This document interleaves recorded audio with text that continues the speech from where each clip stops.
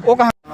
मित्रों, मैं अजय क्रांतिकारी और आप देख रहे हैं धरती की आवाज़ न्यूज। आज विश्वनाथगंज, जिसको अब नाम दिया गया है बाबा शनिदेव धाम विश्वनाथगंज रेलवे स्टेशन है।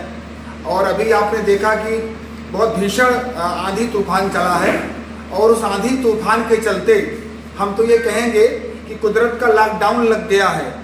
ऐसी ट्रेनें, तुलसी एक्सप्रेस ऐसी ट्रेनें विश्वनाथगंज स्टेशन पर, शनिदेव धाम स्टेशन पर 3-4 घंटे ऐसे संभावित समय पाया जा रहा है यहाँ पर रुकेगी और फिर उसके बाद जब रास्ता बहाल होगा। अभी ये जानकारी मिली है कि सेवाइत के आसपास बड़े बड़े वृक्ष जो है वो धराशायी हो गए हैं, जिसके चलते रेल यातायात प्रभावित हुआ है। और उसका ये कह लीजिए कि परिणाम है कि तुलसी एक्सप्रेस जैसी सुपरफास्ट ट्रेन, सबसे वीआईपी ट्रेन है मुंबई के लिए, जो अयोध्या से मुंबई जाती है, उस ट्रेन के यात्री अभी विश्वनाथगंज शनिदेव धाम रेलवे स्टेशन पर हम कह सकते हैं कि फंसे हुए हैं। अगर माना जाए 3-4 घंटे इतनी लंबी दूरी तय करने के लिए बहुत होता है। और अगर मैं ये कहूँ आपसे कि कुदरत का लॉकडाउन है, 4 घंटे के लिए ही सही, कहीं न कहीं आपदा आ गई। और अभी जहां माननीय प्रधानमंत्री जी ऊर्जा बचत की अपील कर रहे हैं पूरे देश से, हम एनर्जी सेव करें, उस लिहाज से भी ये कहीं प्रकृति संदेश दे रही है। हम सार्वजनिक यातायात का उपयोग करें और पेट्रोल डीजल को बचाएं और सार्वजनिक वाहनों का प्रयोग करें। लेकिन साथ ही साथ जब हम धरती की आवाज़ बुलंद करते हैं, जब हम धरती को बचाने की बात करते हैं, तो प्राकृतिक आपदाएं कहीं न कहीं सामने आकर के हम लोगों का पीछा करती हैं। इसके लिए हम सभी को चाहिए अपनी धरती को हम बचाएं, पेड़ लगाएं, हरियाली को बढ़ाएं। और जो ग्लोबल वार्मिंग की समस्या है, धरती का तापमान बढ़ रहा है, जलवायु परिवर्तन, जिसके कारण आज इतनी बड़ी आंधी तूफान आई है, इतनी बड़ी आपदा आई है और इस आपदा का शिकार हो रहा है आम जनमानस, हम ही। और आज की स्थिति यह है तो पीढ़ियों के साथ क्या होगा। मैं शनिदेव धाम विश्वनाथ रेलवे स्टेशन से मैं आपको सूचना दे रहा हूँ, जानकारी दे रहा हूँ। अभी और अपडेट करेंगे, आप देखते रहिए धरती की आवाज़ न्यूज। धन्यवाद मित्रों, मैं अजय क्रांतिकारी और आप देख रहे हैं धरती की आवाज़ न्यूज। जैसा कि आप देख रहे हैं कि शनिदेव धाम विश्वनाथगंज रेलवे स्टेशन पर यहाँ पर तुलसी एक्सप्रेस जैसी सुपरफास्ट ट्रेन यहाँ पर रुक गई है और लगभग 2-3 घंटे से अभी रुकी है और आगे भी लगभग 2 घंटे और उम्मीद है इसको जाने में यहाँ पर।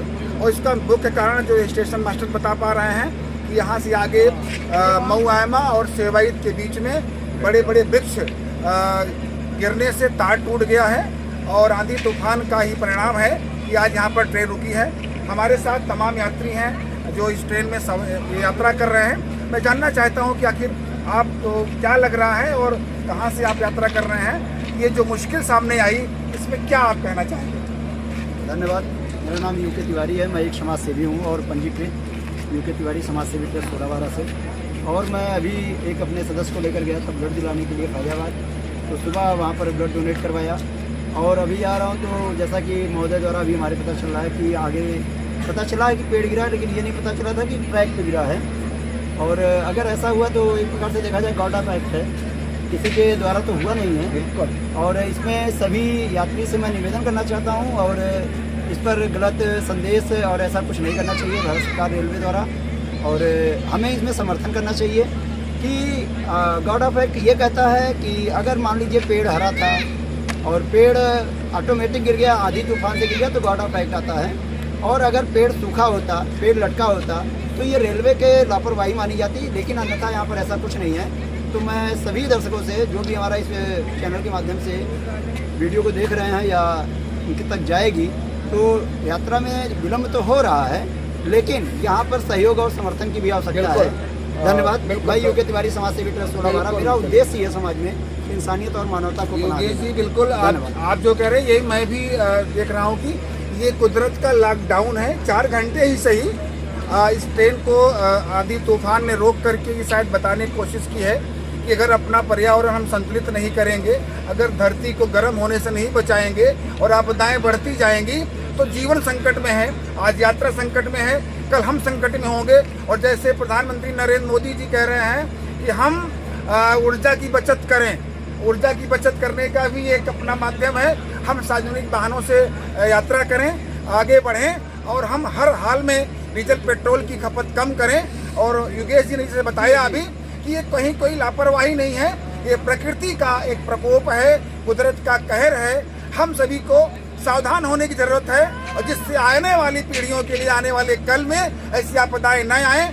हम आप सभी के हरित सुखद यात्रा की कामना करते हैं। आप देख रहे हैं धरती की आवाज। बहुत बहुत ग्रीन थैंक्स, धन्यवाद, नमस्ते।